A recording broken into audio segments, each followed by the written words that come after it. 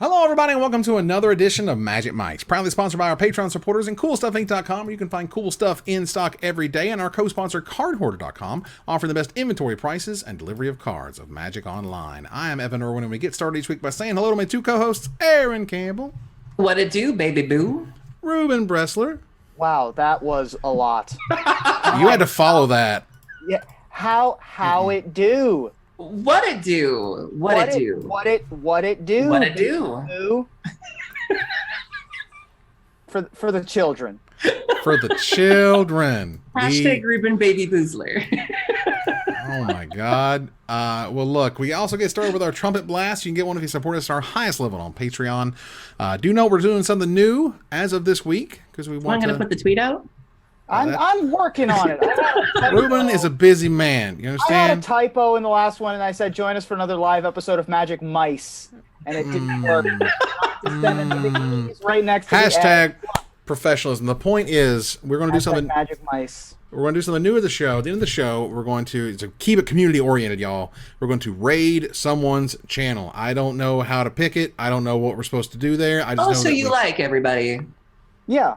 Well, no. Huh? What? Yeah, tell us. We'll take feedback. If somebody's streaming tonight that you want us to go storm, we can go ahead and consider that. Please, absolutely. We will take all the suggestions in stride. That said, let's kick it off with the first pick in the giveaway. The giveaway, a $50 gift certificate to CoolStuffInc.com. Next week is going to be a booster box of M20 to celebrate that coming out, which is sweet. But this past weekend, it was all Mythic Championship III all the time. And how much of it did you guys get to watch?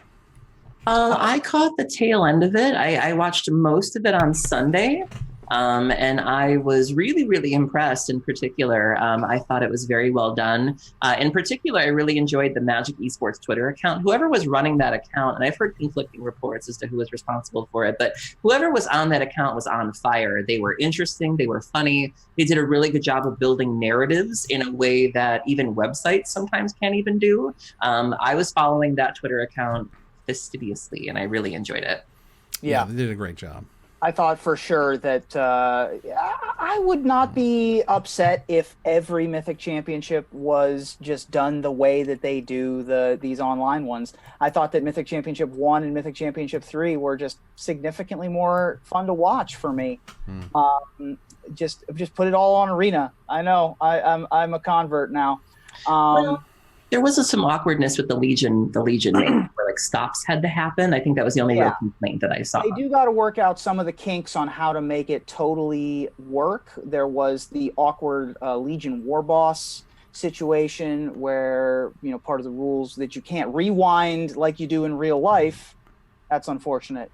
But yeah, I mean, I thought that the coverage was great. I thought they did a really good job as I mentioned to y'all earlier, the Instagram sprung to life in a way that I hadn't seen the Pro Tour do before. And so I thought that was really interesting. They did some fun little viral stuff where they connected the Twitter to the Instagram, to the Facebook to make sure that it was all interconnected. Really well done. Fun event to watch, the confluence of the old school and the new school coming together. And the really old school. To watch Kai on a Sunday like it's 1997. And Kai still has it. Kai is incredibly entertaining. I've always been a huge fan of Kai's, but you have Kai as sort of the oldest guard. You have Brad Nelson, who's no spring chicken, but then you have, the winner in Matthias, somebody who hasn't had too much experience on the competitive circuit and doesn't get to play in too many events. One of the things that was brought up by some South American players was that South America gets 2 Magic Fests a year in the same city.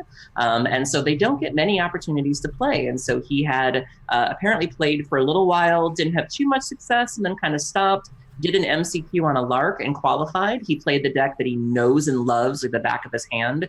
Nexus may not have been the best choice throughout the weekend, but he knew his deck. Right. He was humble. He was somebody you couldn't help but root for. And, it was just this sort of underdog story that just won everybody over. There were moments when he dug for like 15 cards and needed exactly Nexus to win and found it. Yeah. It was just entertaining from start to finish, and I was hooked. Oh, it was terrific. I mean, the inflated viewer number, whatever BS aside, which does look like it happened again. Can we stop that? Like, it does seem, based on the actual viewers that aren't just embedded viewers, that this was the most watched Pro Tour of all time. It was already still like 55,000 people watching. Right. I think, you know, whatever the number was, I definitely saw a bunch of people say that it was the most watched. And, you know, I guess they sort of made their bed, so now they have to sleep in it with like, oh yeah, we promised X number of viewers, so now we have to buy them, which is just not a good look.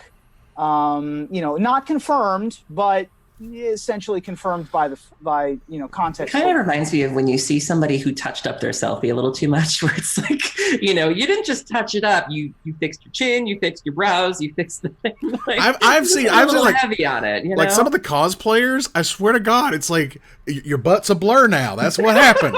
It's just an actual blur. No one can see anything that's happening. It's incredible. But overall, but it was a fun event to watch. And for me, Cedric Phillips crushed it. He crushed it. Really good job. He elevated that entire broadcast. That man should have been on the Pro Tour. Absolutely. 5 years ago at minimum, because he's the best at that there is. Like, and just get P-Sully. What are we waiting on here? Yeah. Get that P-Sully action in there. The thing that really stood out to me about Cedric, and I agree with you, he had an amazing weekend. What Cedric, I think, needed to do to clinch this weekend was he needed to take a step back, because he has a very overwhelming personality, and it can be very easy. And we saw him kind of conflict a little bit with Kibler, because they're both sort of these alphas, and like neither one was really willing to play kind of the straight man or the second fiddle. And what I really appreciated was that Cedric kind of dimmed his light a little bit, not in a bad way, but he knew his role. Right. He did it just enough to let Alias have those moments, and then he knew that he didn't have to go ham. He could just sort of go, when you have a potent personality, you know that you don't need to go all the time. And he found that sweet spot of just giving you enough, and it was perfect. Like, it was great. There was a moment where Alias 5 and Cedric just had to fill time, right? Something was going on, and they just had to fill, like, you know, 2 minutes or whatever. And it was great. It was seamless. And like, I'm watching for that stuff because, you know, and Ruben, I'm sure as well, because we're in those productions, we made those productions happen. We like, it's very important all those things happen. And when it's just so almost effortless, you're like, oh man, it's so nice. Chemistry. Yeah. It was really terrific. I thought he did a really great job, and just a long time coming. Yeah, I really liked all of the teams together. I mean, Day 9 plus Cedric is like top tier for me now. I had mentioned that I thought Becca Scott was the MVP of the first Mythic, the Invitational. Again, did a great job. But Cedric most improved, certainly, even from where he was already, which is consensus best. Transferring the skills he does from live magic of tabletop to arena also, because it is a different kind of animal. There's a different kind of tempo associated with esports, traditional esports and esport card games than tabletop. And I thought he did a very good job. Just all the way through the weekend, the production value was super high. I mean, look, are you telling me, like, at this point, having seen all of these productions, you're telling me with a straight face that all of the Mythic Championships should be split between half paper and half digital, when you could just have the paper people put their deck list into Arena and let's watch a really cool client, like, show magic happen? You want that to, like, I understand this is one of those old guard things, right? This is one of those things that, like, you know, we shall never do blah blah blah, blah to paper, and they're doing it to paper. Like, they want Wizards, they want you to go digital because, first of all, you can't get your money out anymore, and it costs a lot less to make a one in a database than it does an actual card in a pack in your store that they had to go and produce for you. So they're clearly going that way, but part of me is it's just the entertainment value. Like, I was saying this stuff, a year and a half ago or something crazy, and it even to me a little bit, I was like, wow, man, it's kind of going out there a little bit, but I think it's sort of borne fruit in that those broadcasts are more exciting. They do more work into them. There ain't no sparks flying when there's paper around, right? There's also less time shuffling. I saw a lot of people talking about the issue with fetches and how much of the time you spend watching coverage is people just shuffling and searching. And all of that and all those little things that really chip into the experience. And so, yeah, Arena is definitely fun to look at. It's easy to digest. I think it's easier for newer folks to jump in on. There's less downtime. It is a good thing. Yeah, I think that for the formats that can be done online, they should be done in the client. There's a reason why all this money was pumped into Arena. If they're going to have a championship event that isn't the Pro Tour, and they've changed all the names of all the Pro Tour things, so they're not going to go back to whatever that used to be. Right. It should all be online for what it can be. If you have a modern Pro Tour, keep it on tabletop. If you have limited portion, keep it on tabletop, probably, because you can't really program 8 players into pods on the fly, unless they can, in which case, great, let's do that. Which maybe they could, but... We also don't have any awkward judge calls on camera, which we've been known to see at Pro Tours. It just doesn't happen.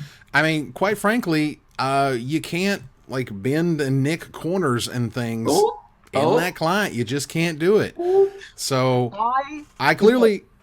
You're not going to find 3 people who love cardboard Magic cards more than the 3 of us. The flick of the card, I am a tactile, vinyl, I play poker, I play tabletop board games, and I play Magic partially because they're in front of me and I'm moving things with my hands. And even I'm saying, move it all to Arena. It's just a thing. And again, I love cardboard, clearly grew up with it. And cardboard's not going anywhere. It's not like Magic started to suck or something because it's still on paper. No, it's an amazing game, but you want to showcase it in its brightest sort of way. And God, those matches do just take less time and there is more action. And yeah, that's a 2-minute timer you have on sideboarding. And then we're back to the action, guaranteed. Versus, and if you enjoy watching us play Arena, you should tune into us when we're You just try to pivot. It's fine. Monday. Pivot, but then you tripped over the first step. No, it's fine. Monday, July 1st is the preview event for M20. We are going to be involved and we are excited. Monday at 4 o'clock Eastern is when I expect to start my own stream on that one.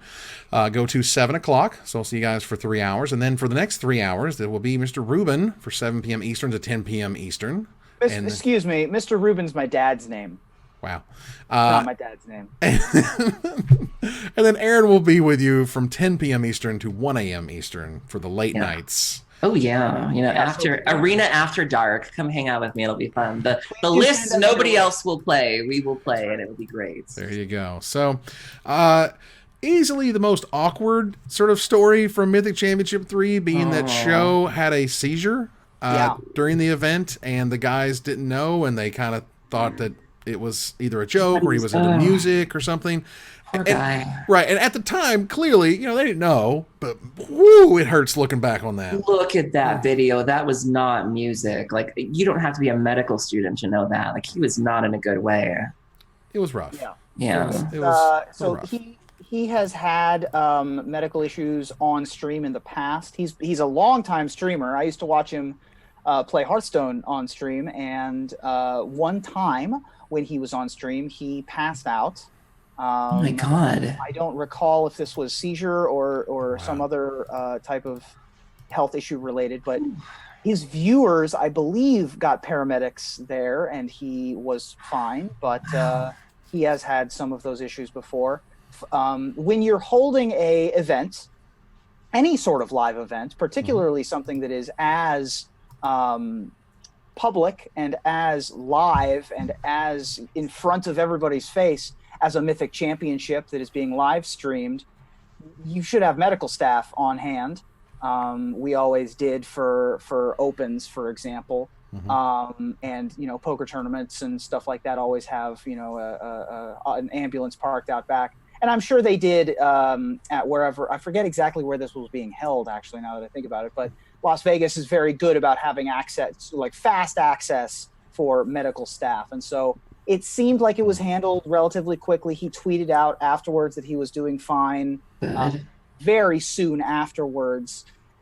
Just an awkward situation to have to deal with, and I'm glad that it was handled and did not lead to a sad story. It was just an awkward story. Right, which I will take, and we are certainly glad that he recovered quickly. That said, let's move on here to Gathering the Townsfolk. as it were. We have M20 is officially here.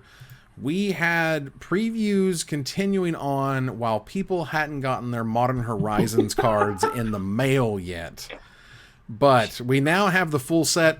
I will say in terms of like, you know, sales, for example, Modern Horizons was like super duper crazy hype while the preview season was happening. And the instant it ended, sales just went. And then over about the course of a week or two or so, the Hogaks of the world showed up. Everybody's playing Force and Negation. All these crazy cards, Ren and 6 is showing up in the older formats like we were expecting them to. And we're starting to creep back up there into more valuable set. It's starting to sell a lot better. M20, I think, is impacted a little bit. Sales aren't like crazy low or anything. They're just a little bit, I think, impacted a little bit lower.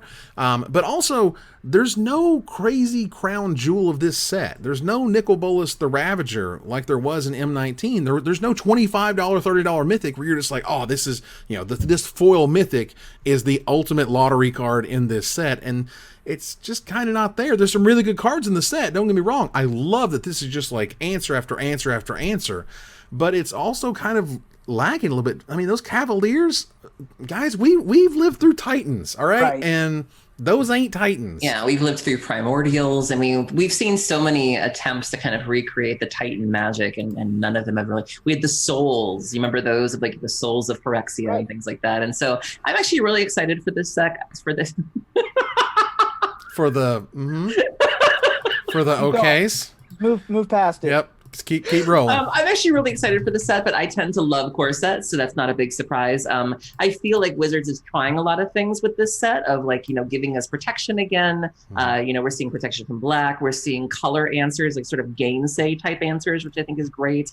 You're seeing tribal strategies, kind of giving people those last 3 months of standard where you can go crazy with your merfolk and your vampires and your dinosaurs and things like that, and just giving us answers. You know, I remember on this show when Delirium was running wild and Eitherworks Marvel was running wild, and we were like, just give us a Pithing Needle. Like, that's all we want, you know? We'll take a Tormod's Crypt. Like, if you would have told me that there would be Grafdigger's Cage and Leyline in a standard, I would have thought you were crazy. And they're giving us answers. They're giving us really, really good answers to things. And, like, Wizards, we get it. We're going back to Theros. Everything has 1 million mana symbols in its mana box. Vivian's got 3 green pips. Seriously. Yeah. You put in God's Willing. Cavaliers have 1 billion pips. Right. So, okay, we get it. Well, at some point, we're going to go back to Theros, and this is going to be sweet and prime for it. Theros, yes. Constellation, please. Just the subtlety of a kind of a grenade on that one. How about some Constellation, please? It's Paul Abdul in here. There's some really interesting cards that came out over the past week that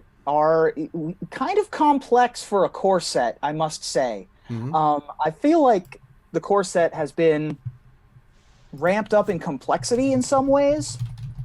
All of the Cavaliers have 1 million words on it. All of the Legends have 1 million words on them. Then you have stuff like Mystic Forge in a core set. Yes. Never see in a core set.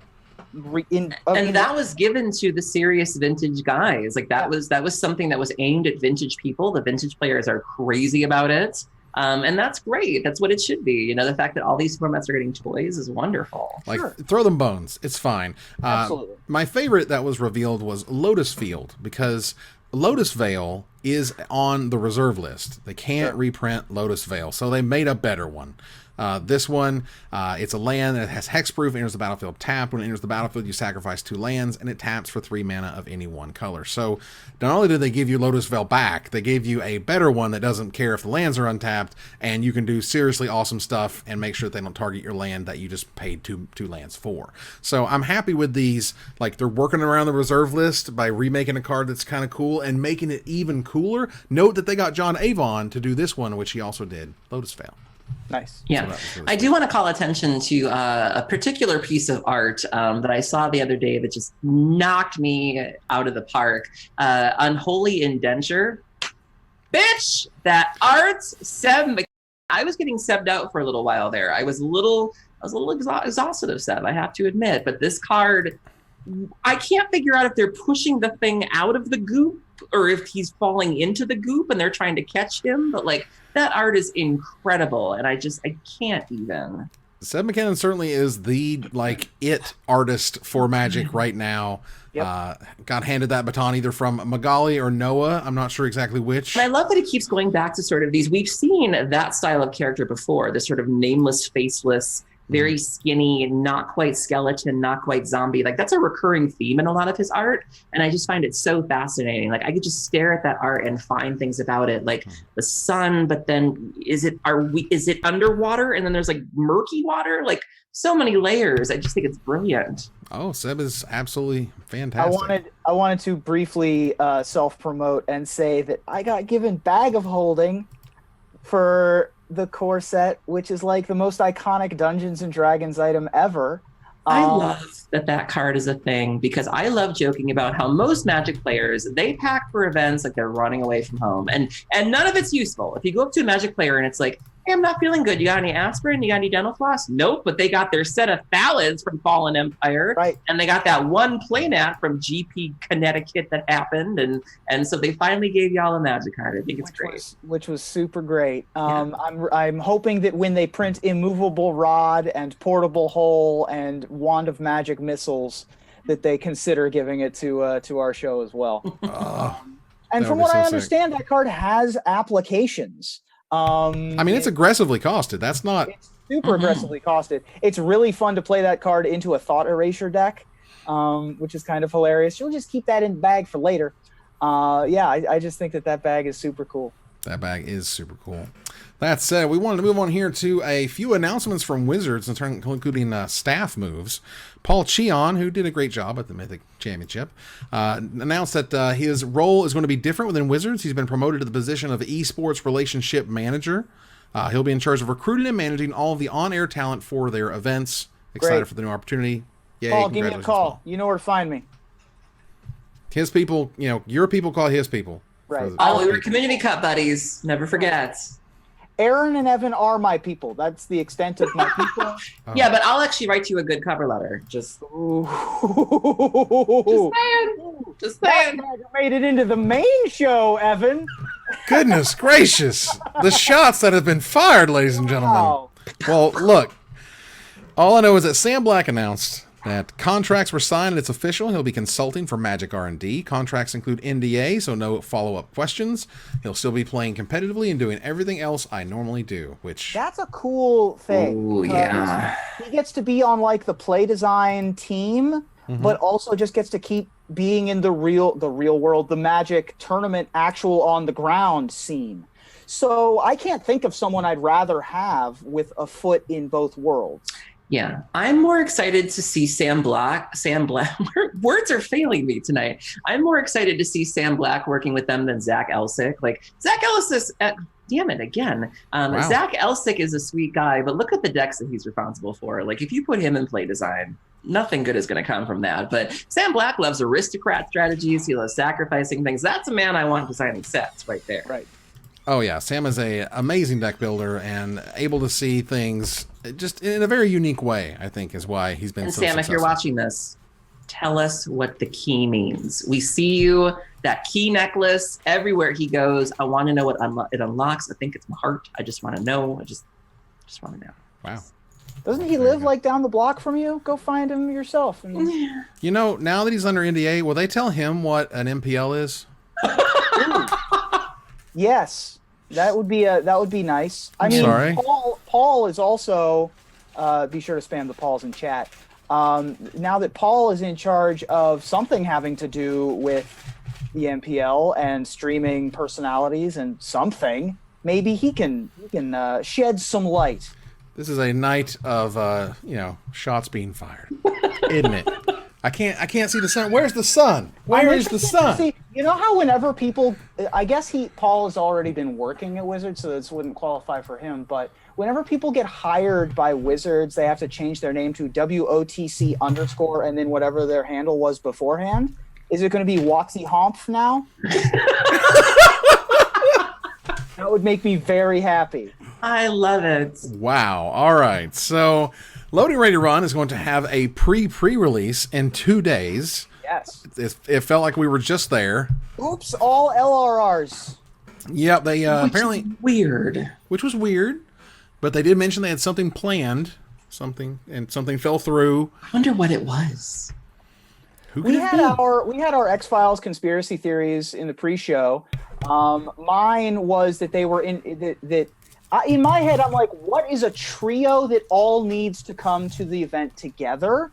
Obviously, Magic Mike's, they didn't need to do that. But they could have done, so the guys from New Day all play Magic. So I thought that it might have been that. That's like kind of a stretch for celebrity status, but it's possible. So I'm sure we'll hear more about it for future sets. I can also imagine what I feel is an incredibly quick turnaround between Modern Horizons and Core Set would cause issues in terms of like trying to get all your ducks in a row, because set after set after set after set is a lot. Yeah. So. I do like having the core cast for the core set. I think that is actually a nice feature that maybe they should just do whenever they do core sets, is just have it be an LRR thing, that it's just y'all. Serge is very entertaining. I'm really glad to see that he's going to be in front of the camera. I got the chance to meet Corey when I was there, and she was delightful. So I think it's going to be a good time. Yeah. Very nice. All right. So good luck to those guys on that. I'm sure it'll be great.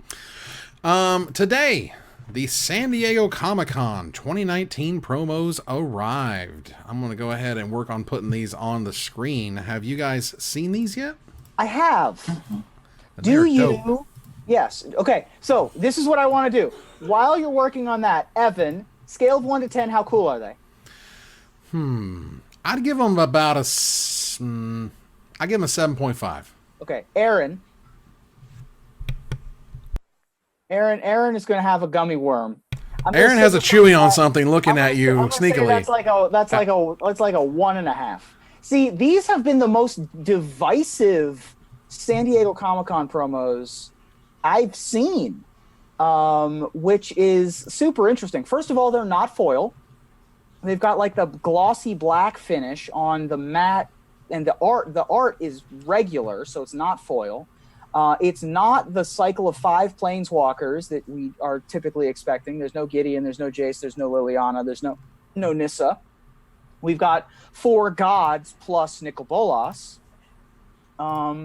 It is way different than what we've had in the past, and opinions are mixed to say the least. Now, did they say they're not foil? I'm sorry, I must have missed that. I saw the video on, I think it was Gavin Verhey's Twitter. I see. Showed off what they look like, and they are not foil. The black is shiny-ish, like the back of an Ultra Pro sleeve, and the art inside is regular. That's really interesting. Now, for what it's worth, I think they're gorgeous. I am happy to get away from the 5 core whatever, so we can see them every single year, always. Like, they did something totally new and unique. I love new and unique things. I love doing things and seeing things that haven't been done before. Go experimentation. I think it's great. I love it. I also am in favor of any time they do non-foil promos. I think that is a unexplored space that needs to be done more. Particularly for collector's edition stuff like this, you can do things that aren't just make it shiny. Like there are cool things that you can do. These, again, I'm like a 5. I'm like in the middle. These aren't for me. But then again, the San Diego Comic-Con promos never have been for me. Like, you didn't get the Nerf axe? You didn't get one of those? I didn't get a Nerf axe. I didn't. I still have my unopened box of 2014 promos, whichever ones the Origins ones were. I have those, but yeah, it's just not. They're not my bag. But these are. I think that these are a cool idea. I'm not sure I like the implementation. I'll take new, interesting, different ideas. Agreed. And I do think the non-foil promo is actually really cool, and there's a ton of space that they could do in that. And people know that they beat the Invocations. Well, that bar, you can trip on it. You know what I'm saying? It's gross. Another thing related to San Diego Comic-Con was that Mark Rosewater announced on the Magic stream that they'll be announcing the fall set at his panel at San Diego Comic-Con. If you want to see me talking about Magic more excitedly than normal, and you're at SDCC, drop on by. So when is that? I'm not sure. Comic-Con is in in 3 weeks. Jesus, even Gen Con is next month. I can't believe that. Yeah, San Diego Comic-Con is, let me look at my schedule, because I'm going to San Diego Comic-Con. Well, it's the weekend of July 18th, at least for the MTG pack foils. 18th, but 19th, 20th, 21st. But Rosewater says, like, someone said, what day is it? And he says, I know what it is, but it has been formally announced, so he's not going to. Got it. Interesting. Yeah. So it's not going to be on an official panel either? No, they've had an official panel every year for the past decade. So right. So my question question when is, hasn't been announced. They asked Mark, when are you revealing it? And he said, I can't tell you what day we're revealing it on. Right. What day the panel is on. Let's take that, set it aside. Okay. They have a panel, but they aren't announcing when the panel is? Right. That the schedule hasn't been released yet. That's all. I mean, a lot of the schedule has been released, but they just haven't released that part of the schedule yet. Okay. Correct. Whatever. So sure, whatever. Okay, sure. I mean, I'm excited for it. Place your bets. Theros, obviously, leader in the clubhouse. Mm-hmm. We'll see if that pans out. But again, we're also doing these one block things or one set things instead of blocks anymore. Right. So Theros could be the winter set or something. Yeah, I actually 100% at this point do not expect Theros to be the fall set. I just don't see it. I think they're putting in they're priming the pump big time with M20, crazy big time, and God's willing and stuff in it. Like they're like pounding you over the head with subtlety that we will return to Theros. I just don't believe it's going to be this fall. We've got a new Phyrexia vote in the chat. We've got a lot of Kaldheim in the chat. A lot of Kaldheim. I've heard Kaldheim a lot. This is basically Ice Age. This is going back to the Keldons, I think. I could be incorrect here, but that's Dominaria. Dominaria, okay, fair enough. Okay, so it would be another Dominaria set, but it just takes place north of the Arctic Circle, north of the wall, as it were. Yeah. Because I'm catching up on Game of Thrones. Wow, where are you, Evan? I didn't. Well, I got so pissed off in the Red Wedding, I stopped watching it, so I'm actually going back and. Did I ever tell you the reason I stopped watching Game of Thrones? Why is that? Because the wigs. I couldn't get past the wigs. I gave it the good old 3-episode try in the first season, and I just couldn't do it. And I'm glad, because since then I've kept up with the stories. And I remember one story that was like, they spent $18 million an episode, and I was like, and they didn't put none of it on their heads, did they? Those wigs are terrible. I can't do it. Yeah, resource management. Yeah. You can use white bordered planes and get those fancy shocklands.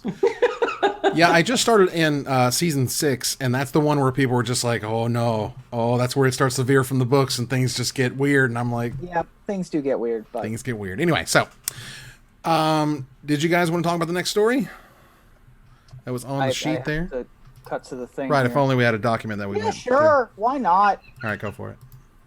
Do you want me to talk about it? That's correct. I understand. Okay, so I didn't understand what you were asking, because when you said, do you want to talk about the next story, I was like, don't we talk about every story? So yeah, I'll take the lead on this one. Sure, why not? Hi everybody, it's Ruben Breslin.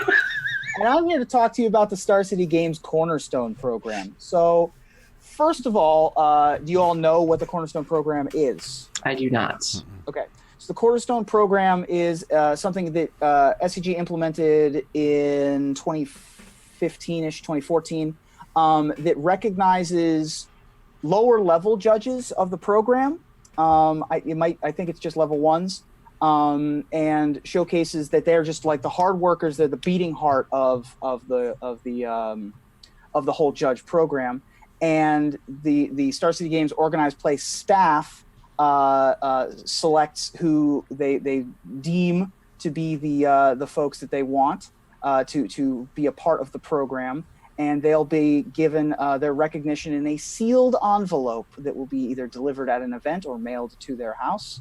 Nice. And it's just a really nice thing that you can do to recognize perhaps less visible but no less important members of the judge community. And they announced some of the winners: Sydney Townley, Marcy Tweddle, yep, among others. Yeah, and Johnny Zanone were the level ones who were awarded Cornerstone recognition this time around by Star City Games. It's just a really nice program, and I definitely worthy of highlighting. All right, so moving on here, we have ourselves a live unboxing. Turns out I'm excited for this. that a War of the Spark foil sheet showed up at my doorstep. Wow. And yeah, I too got screwed. And clearly you have 5 kids. Wow. Yeah, there you went. High five. Good job. That was both funny and well executed. That was both terrific and excellent all at the same time. So, all right, so as Evan is doing delightful ASMR noises opening that, I will explain that for those of you who took part in the Mythic Edition for War of the Spark, you can flash back a couple of weeks, a couple of months for our episode discussing that debacle, in which many of the people who ordered the Mythic Edition did not receive it. And instead were to be awarded uncut sheets of War of the Spark, and that is what Evan is opening now. So, Evan, what's the verdict? I don't know. I have personally seen multiples of these damaged. I am obviously afraid that mine might be. I'll do my best to take this out gently. Okay. So far, so good. Okay.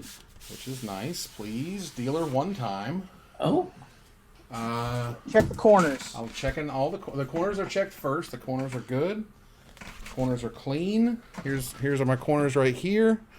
Oh, okay. Here's my corners right there. Ooh. Looks like you did okay. I think I won the lottery on that one. Yeah, now the other thing that I've noticed, the folks at MMCast, the Masters of Modern Cast, and Athena Frolic, I think it was the bottom center had like a little bit of scuff to it. That's beautiful. On, like, the bottom 2 rows, there might have been a scuff in there.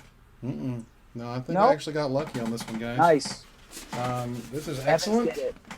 I personally, I want to thank Wizards of the Coast. They did not have to do this, y'all. Let's remember this. Also note that, like, Wizards of the Coast is replacing all of the damaged ones. It's not like they're screwing. Exactly. Saying, take it and get over yourself. Like, no, man, they're actually making it right, 100%. Cool.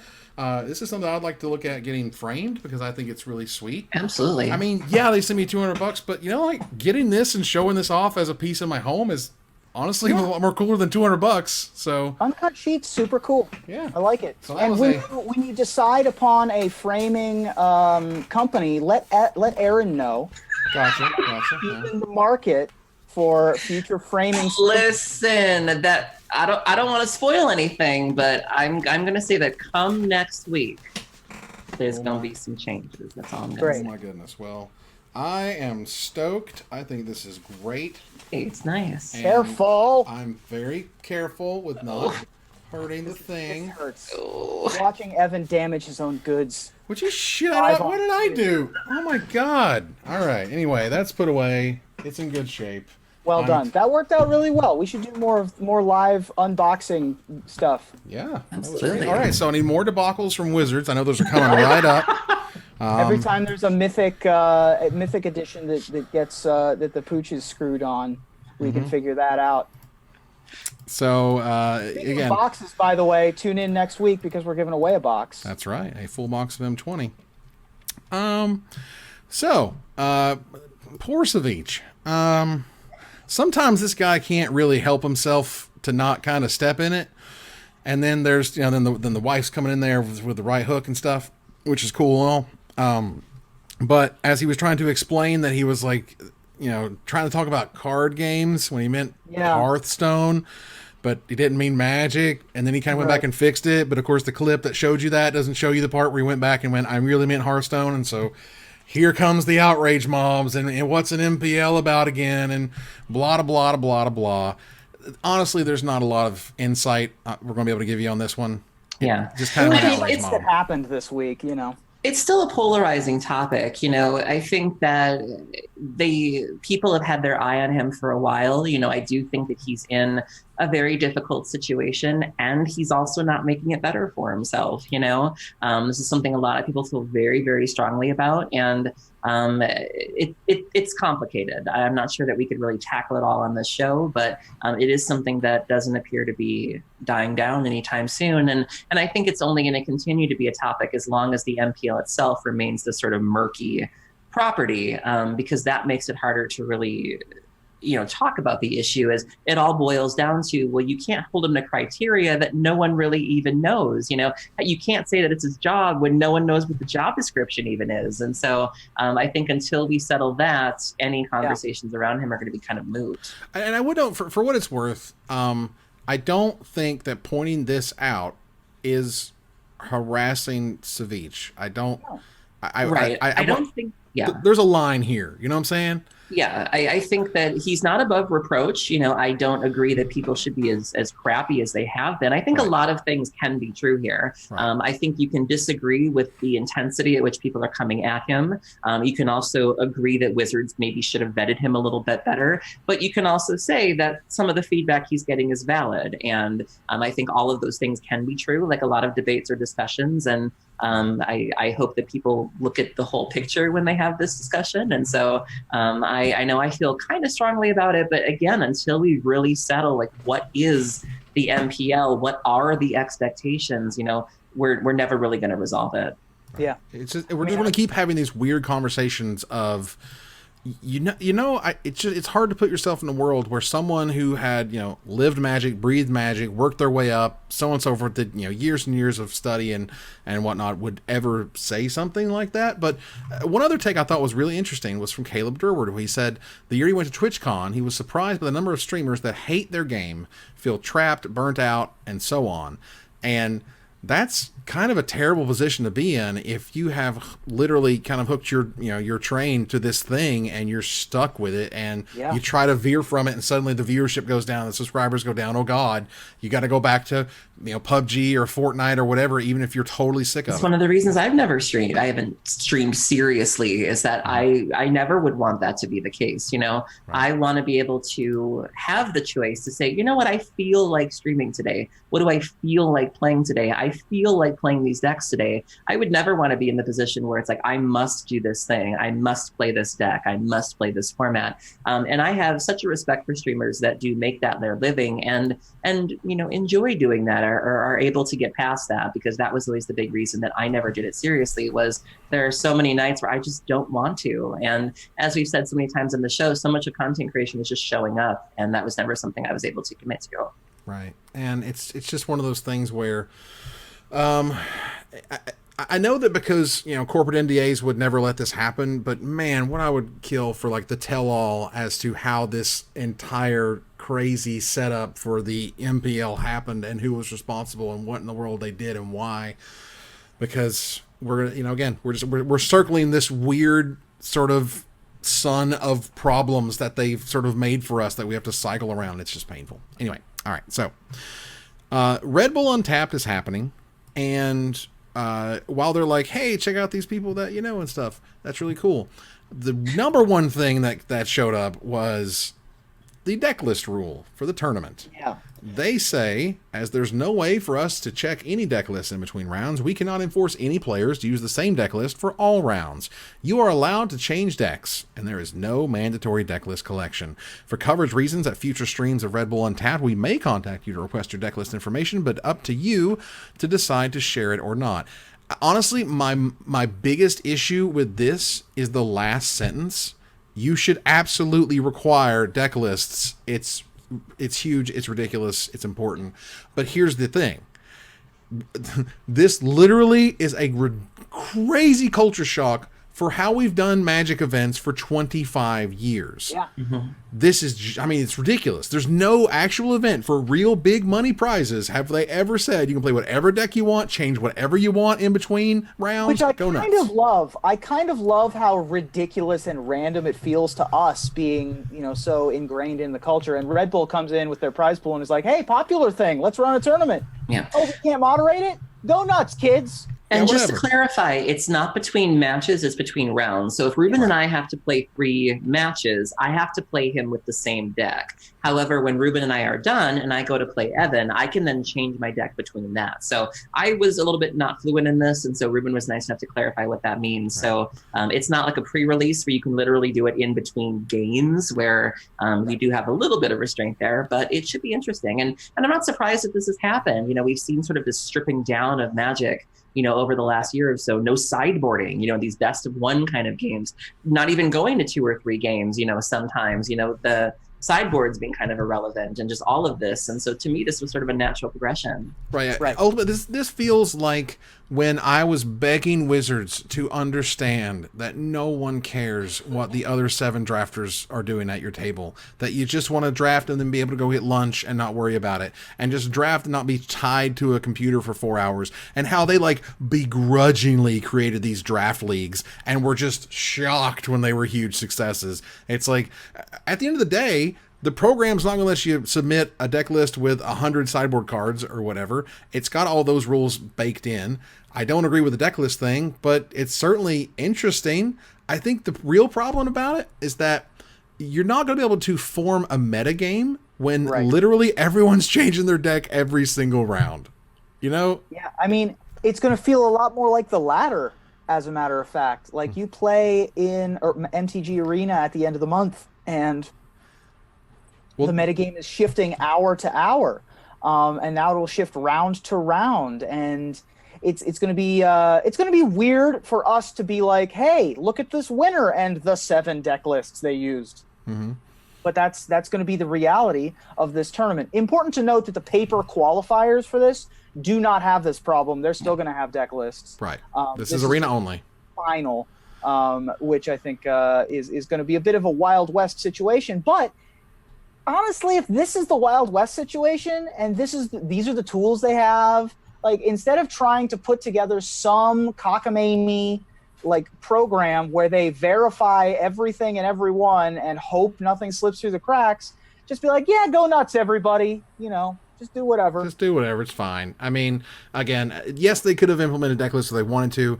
Yes, this is kind of weird. I like the take that, there's still a metagame in Street Fighter and Smash, even though you can play whatever character you want at any time between rounds, which is cool in and of itself. And again, this is sort of applying those very video game-esque setups to a very old school paper-driven product. And it's like, whoa, this is crazy, considering old guard, 25 years, so on and so forth.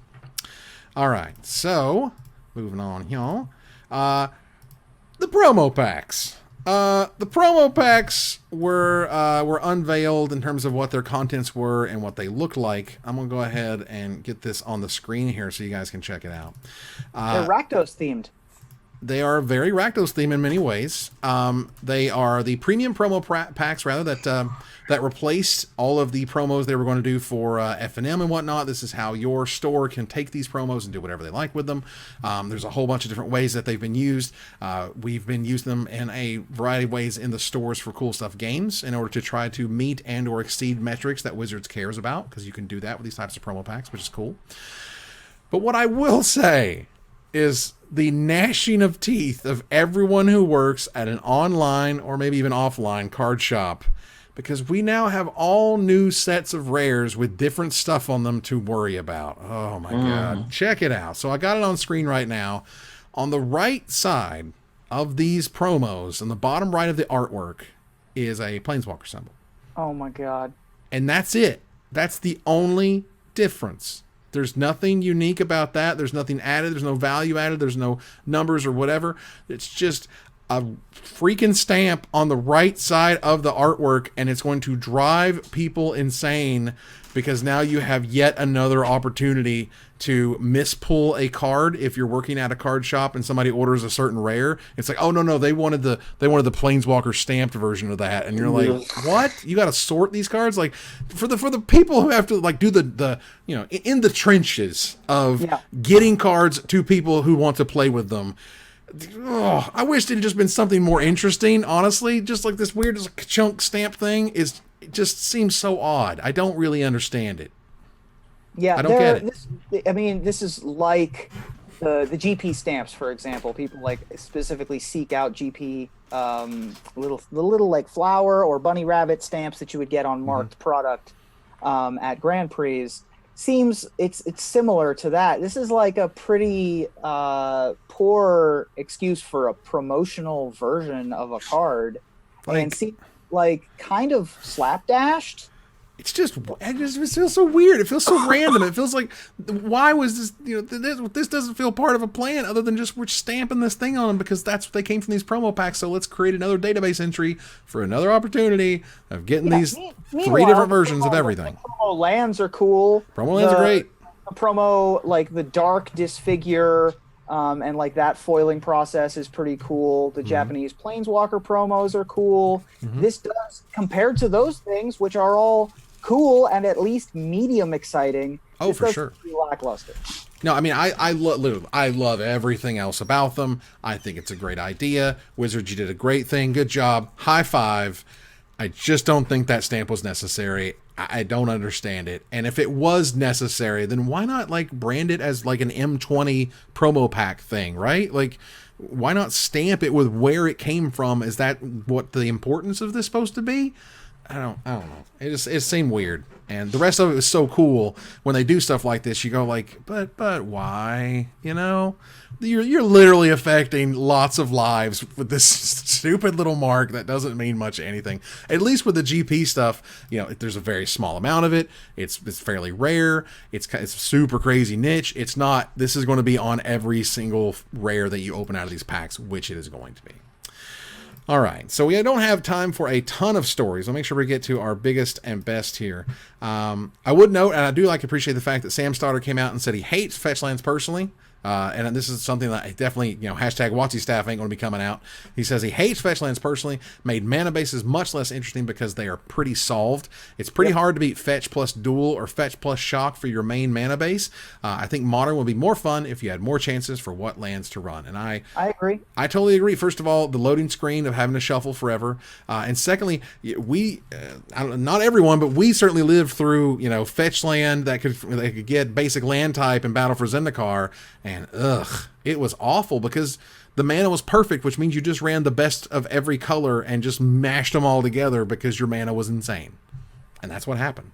So while it was exciting to have fetch lands that could go get dual lands, quote unquote, in standard, my God, it did not end up very fun. It was kind of gross. All right, let's see here. Couple bits left here. I want to talk a little bit about the artists at the Magic Fest. The artists are their guests and are attending with their own money.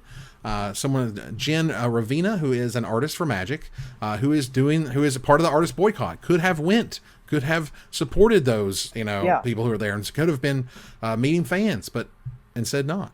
Is in fact from Seattle, I believe, and chose to not take part in the artists at Grand Prix Seattle.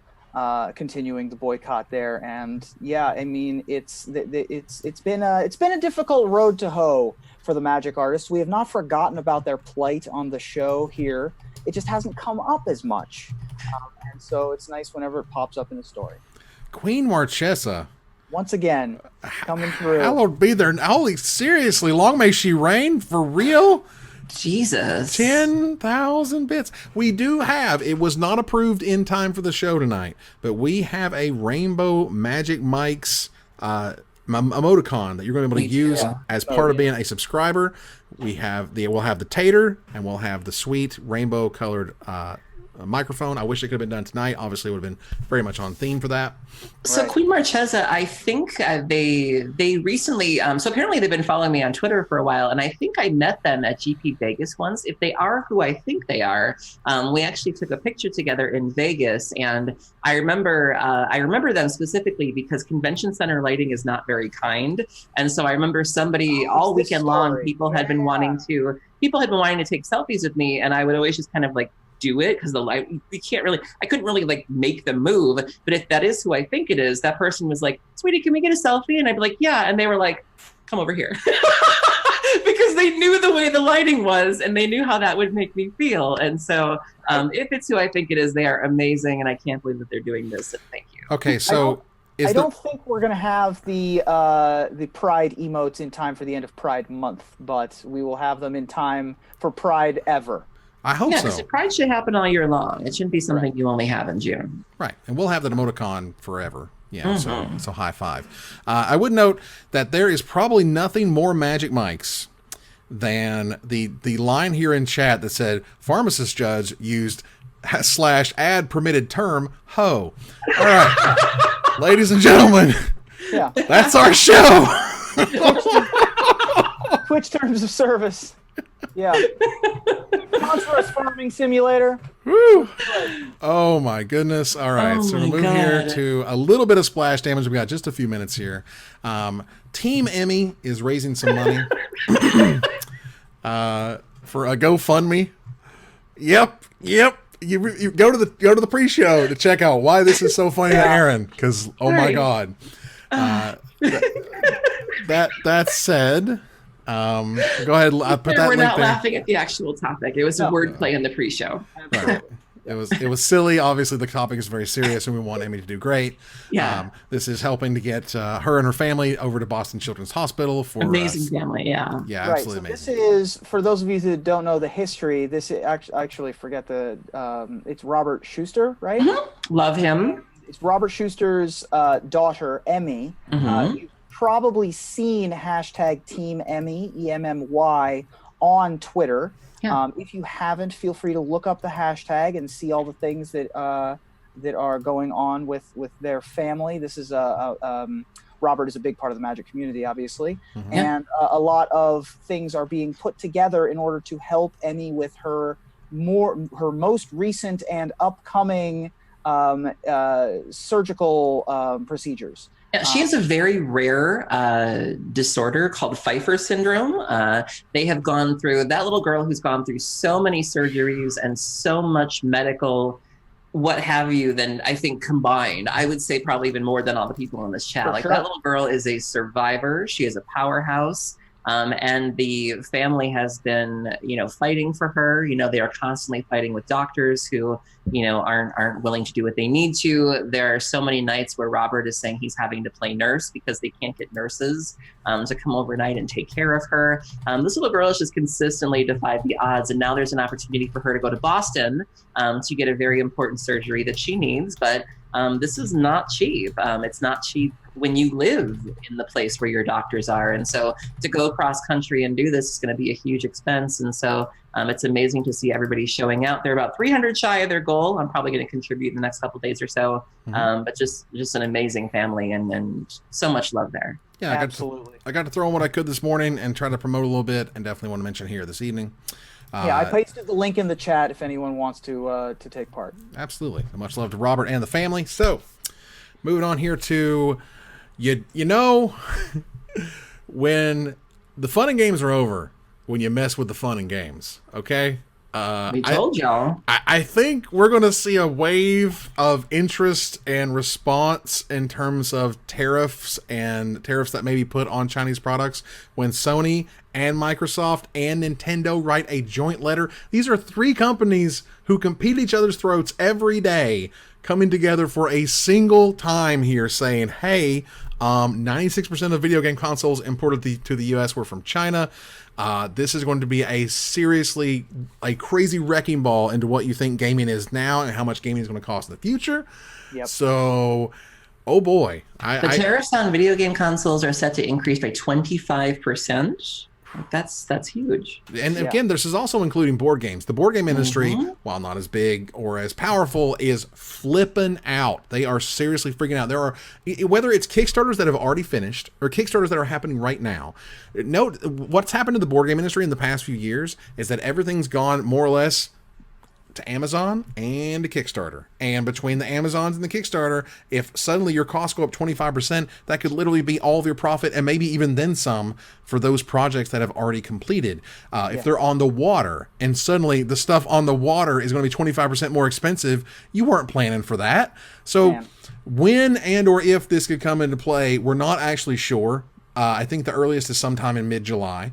But people are super upset, and this is the type of thing where, again, these three companies that don't come together on much anything are saying this is for real, this is serious, and you need to pay attention. On kind of a related note, did you guys see that Highlights magazine came out and made a statement about things that are happening in the country? Like, what a world where freaking Highlights, Highlights the magazine and a social media platform devoted to knitting. Yep. I believe both had statements this week. What a world. Yeah. This is The highlights, though, we grew up with that. I mean, I remember that was the magazine that was always in doctor's offices when I was a kid, where that was the one thing I always knew would be there that I could read. Try Goofus and Gallant. That was the joke that I saw going on, and finding all the hidden items, the two scenes, find the differences. It's wild. It is not political for basic human decency, you guys. I can't. It's weird. You mess with games, you get played. Wow. A for efforts. Mm-hmm. Yeah. C for implementation. I'll take the A for effort.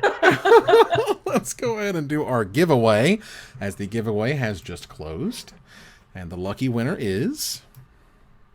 Congratulations to Cody Draven. Yay. You are the winner of a $50 gift certificate to CoolStuffInc.com. Thanks, Cool Stuff, for that as well.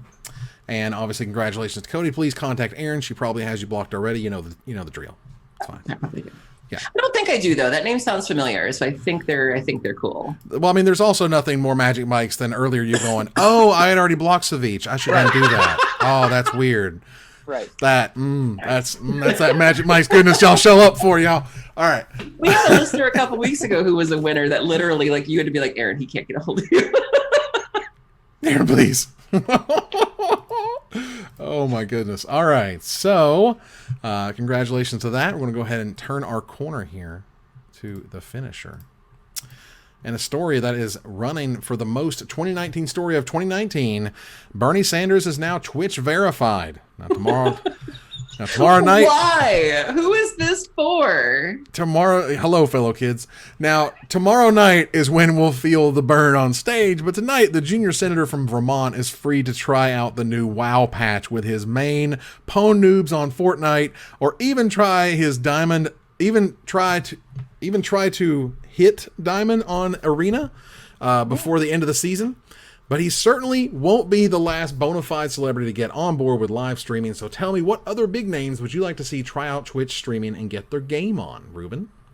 All right, Twitch fam, thanks so much for checking out the show. Big night tonight. I'm going to go to bed, but we're going to send the love forward and raid the New York Times official new Twitch account, because God knows they could use subscribers. Wow. All right, Aaron? Okay, well, we're going to call it a night. Thank you so much for tuning into this stream. We had a great time. And now we're going to go ahead and raid Joe Manganiello, not just because of the whole Magic Mike's connection, but also because of his role in True Blood, and he will 100% appreciate the bits. Nice. Well, thanks for tuning in, folks. This was a great stream. Lots of new faces. Thank you so much. We're going to keep that positivity going by raiding up-and-comer to Twitch, David Attenborough, because no one will appreciate the views more than Sir David Attenborough. What beautiful views. Beautiful views. All right. So let's go ahead and thank all of our subs. Make that happen. We had some from a few days ago. There was, veteran Tony Davis, sub via tier 1. Thank you so much. Pilthoid came back for 2 months. That's very important. Thank you so very much for that. This was 3 days ago. This is when you did a stream, right? Did you do a stream, Ruben? Yeah, I did. This was from Friday. Gotcha. I also did a 40-second stream the other day. Oh, wow. I didn't realize I was logged into our key, and so I tried streaming. And so, yeah, you can... Is that video still up? Fair enough. So David Garfinkel was also subbed during that stream. Thank you so much. The Hackbert resubbed as of an hour ago for 4 months in a row. You get Bezos bucks, and you get Bezos bucks, and you get, Bezos bucks. Sexy Soy, oh my goodness, has resubbed for 9 months in a row. That sub baby, I will name him Mike. Aww. Nice. Chessius resubbed for 5 months. D. Castrelon resubbed for 2 months. New Life Dante resubbed for 6 months and said, glad I could celebrate my 6-month anniversary. I definitely couldn't miss this episode of Magic Mice #professionalism. The Pilot resubbed for 4 months in a row and says, yay, it's still Pilot, Evan. There we go. MTG Young Mage, always fan of the show, resubbed 14 months. 14 months, that's a fortnight, but in months. Nice. He says, which is true. Thundervoice _1 resub for 15 months. Another magical month, they say. Thank you much. House of Shadow. Oh, no, that's you. It's on the bits. MTG Effect resub for 9 months. No, we have a leaderboard of who has gifted the most subs, and MTG Effect has crushed it. Go check down below. Added a new panel down there. It's really sweet. Oh, cool. Let's see here. Mr. MISTHIR has resubbed for 3 months. Thank you guys so much. The infamous Bon resubbed for 3 months in a row, a whole season, they said. Thank you much. Shringar resubbed for 4 months. Love you guys, they said. We love you back. All right. And TSS Alec has gifted a sub to Queen Marchesa. Oh, thank you. Very nice. Oh, Perfect. my gosh. Ruben, go ahead and get those bits underway. All right, we had a couple of requests for various things. First of all, Eric wants the sweet hat to come back, so we're gonna get the Annie Hall hat. Oh my going. god! I was thinking he was more Boy George, like Boy George. All right, sure. Here we go. There we go. Let's get this situated. All right, there it is. All right, so there some of these have some notes with them, and I feel like I'll do my best to try to catch them as you get to them. Okay. All right. The other request was from Variant Human, who wanted me to read the bits like I'm selling them as a weird, like, shop salesman in a D&D game. So we're going to give that a shot. oddly specific. That's oddly specific. Now, Evan, Aaron, I understand that you're looking for something special. You want something unique. What can I do for you? Well, let me tell you, I have this beautiful House of Shadow. Only 169 bits for you to take home today. Huh? What do you think? No? Something else? All right. Maybe you're looking for something a little more Smilcows. What do you think about that? That's only 200 bits today only. No? All right. It's a deal. How about... Yeah, sorry. I said that's a deal. It is a deal. You know what else is a deal? A sexy soy. You ever had a sexy soy? Yeah. Fantastic. 500 bits. Perfect deal. I understand that You you're... might pay 500 for a sexy soy. You know, and you know what? If you're really looking for something very excellent, your next... You're not going to find this everywhere. A Queen Marchesa. Only 10,000 bits. Collected... Too rich for my blood. If you have to ask, you can't afford it. Now, can you? Queen Marchesa EDH also noted here, to my previous ex-best friend who cared more about MTG finance than sitting with me to watch Magic Mike's at GP Vegas. Aaron is the best MTG personality ever. PJ Salt, 10,000. Oh, thank you. That was... I respect the petty. The petty has always been respected. Oh no, I had to move the... I can't... I'm not even going to explain the technicalities as to why you're seeing a mouse cursor. The point is, thank you guys so very much. Let's go here to our final slide, and then we will do the raid. We're almost done. Who are we rating? We need to figure that out. I heard rating. I heard Lady Danger was a thing. Yeah, so I recommended Lady Danger. That's LADEE Danger. She's a LA local. She was the Aurelia cosplayer at TwitchCon last year. Thank you so much, Tesla Prime, for resubbing for 10 months. I caught you in there. you. Thank you so much. Okay, that sounds good enough for me. Great. That said, that ends another live episode of Magic Mike's. Thanks for joining us here to discuss all things Magic as I bring it back to the finisher so you guys can say goodbye.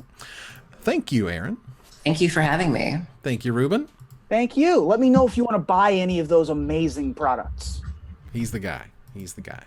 All right. That said, move on to our final slide. I want to thank our sponsor, CoolStuffInc.com, our co-sponsor, CardHoarder.com, my co-host, Aaron Campbell and Ruben Bressler. You guys for watching and listening. I hope you support us at Patreon.com/MagicMikes. Please follow, like, tweet, favorite, share, subscribe to everything social that tells people we exist. Catch us online on our Discord, twitch.tv at Magic Mikes, on Twitter at Magic Mikes Cast, our Magic Mikes subreddit, and like the Magic Mikes page on Facebook. Talk to us privately at MagicMikesPodcast@gmail.com. Follow the audio-only podcast at MagicMikesPodcast.libsyn.com, or find us on iTunes or Spotify, or join us here next week. Same time, same place for another episode of Magic Mikes. Good night, everybody.